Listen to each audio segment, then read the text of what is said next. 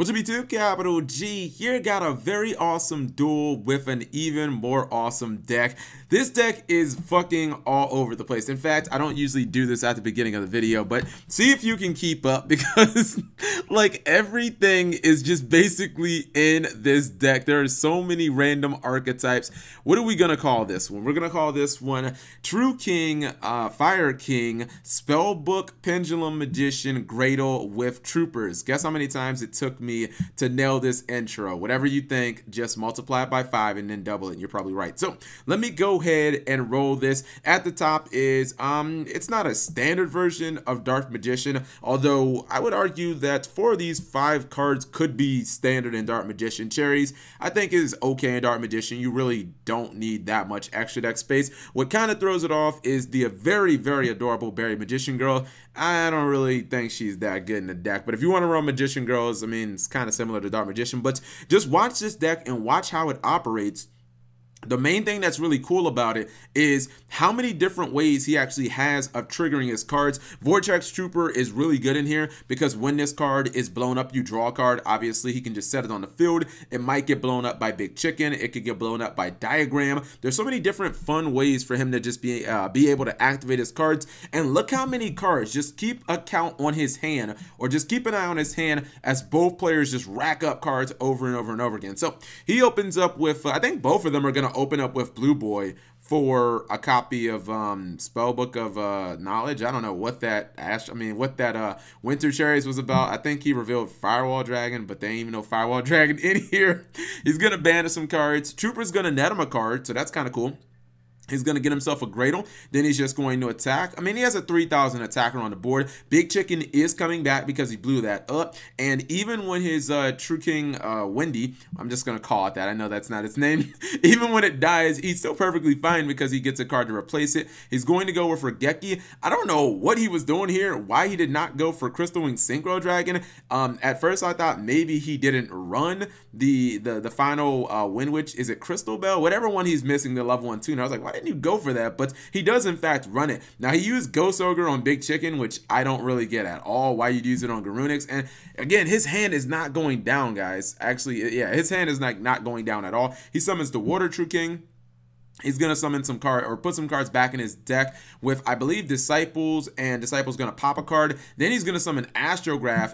I think Astrograph's the only Pendulum card he's even running in his deck. He almost gets his opponent down to OTK them, or really not OTK, but to take them out of the game. The Garunix is going to come back. Even when his Water True King dies, doesn't matter. It's going to replace itself. And then when the Wind one dies, that replaces itself too. Now, luckily, the Dark Magician player did have that that one day of peace random, because I was like, oh man, I don't know if I want to play, if I want to show this. But look at his hand. This is ridiculous. Hold on. Oh man, I wish I could go back a turn like on YGO Pro 2. But if you looked at his hand before he summoned the Fire True King, his hand was like absurdly had too many cards in it. And obviously he plays things like Ash Blossom, which he can pop to summon the Fire True King. See, look, here it is, and it's open. Here it is in his hand right here.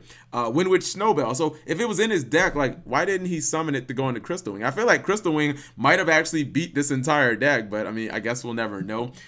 What's it called? The one day of peace does make it so at the very least he's not able to die here, but I think that Ash Blossom just sealed him in. I think that's pretty much the game. By the way, if you ever wanted to know why you don't run Berry Magician Girls, this is why. Pure Dark Magician is like a far superior deck. Maybe, just maybe, if he could have opened with, I don't know, like a Magician's Rod, or if he would have drawn it's like a Dark Magical Circle and he was just running a pure version of Magicians, there may have been a chance that he could have somehow pulled off the victory. I'm not sure, because I feel like he probably would have had a way of outing something like Eternal Soul, and I don't think that there's any Magician monster that would have been able to handle all of these, because I mean, he had multiple opportunities where he could have went into like a rank 9 or something like that. But yeah, this might be the way to run True Kings. You usually see people just splash True Kings into other decks, and maybe they run like 1 or 2 copies, but you rarely see True Kings as like the core of a deck and using other archetypes and other cards to try and make sure that you can effectively summon your True Kings over and over again. It did help, obviously, that he hit his True Kings return early And the fact that that card never really left the field, because bringing back the True Dracos is fine with True King's return, but if you're able to bring back the True Kings, like, they're way better, because they have, like, they kind of have better stats than the True Dracos. A lot of the True Dracos are tribute based, their stats aren't that high. Anyways, I'll go ahead and show you guys the deck really quickly, because yeah, it is kind of like all over the fucking place. So you know what? This deck is actually not as crazy as I thought it would be. This actually makes a whole lot of sense. Not a lot of trap cards in there. Obviously, evenly matches a trap that I think can go literally in any deck in Yu-Gi-Oh! That doesn't run Pendulum Scales. But when you look at his monster lineup, it's actually pretty I think it's kind of solid. I mean, he's got the 9 True Kings, and I mean, you can kind of consider Garunix kind of like a True King in this deck. Basically, the whole purpose of Garunix is just to get blown up somehow, and then constantly come to the field and just nuke the board over and over and over again, just popping it hypothetically every turn with your copy of Diagram. I think True King's return in this deck is insane. Just bringing these guys back, like, they either all have high attack or they have insanely high defense, like the water one. Rest in peace to the earth one, who, if I try to pronounce his name, I'm just gonna butcher it, so I'm not even gonna try. Cards like Astrograph are just in there to put more damage on board. Astrograph is a 2500. You clearly saw how many times he blew his own cards up, so I think it does actually make sense. And then Vortex Trooper is just another card that you can just blow up and kind of use it as an upstart goblin, hypothetically, but something that's, nah, I don't really think you're ever going to put this card on the field. Obviously, the Spellbook engine is in here just so you could have a normal summon and then obviously just draw some cards. Deck then, maybe a Max C could have went in here. Maybe you guys could say that that would give him 45 cards, but I mean, really, does he need 1 day apiece?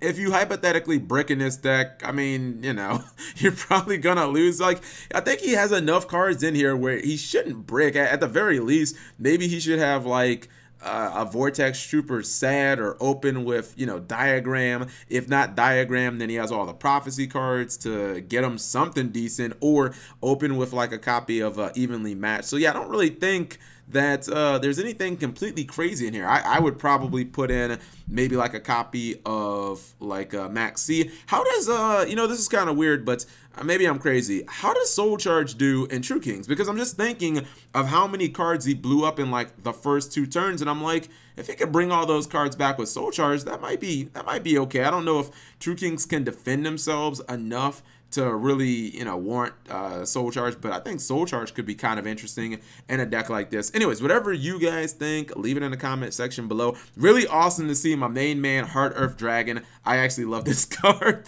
Not very easy to make, but it is a really dope card. Yeah, whatever you guys think, leave it in the comment section below. Thank you guys for watching as always, and subscribe if you have not already. Oh yeah, turn on the notification bell.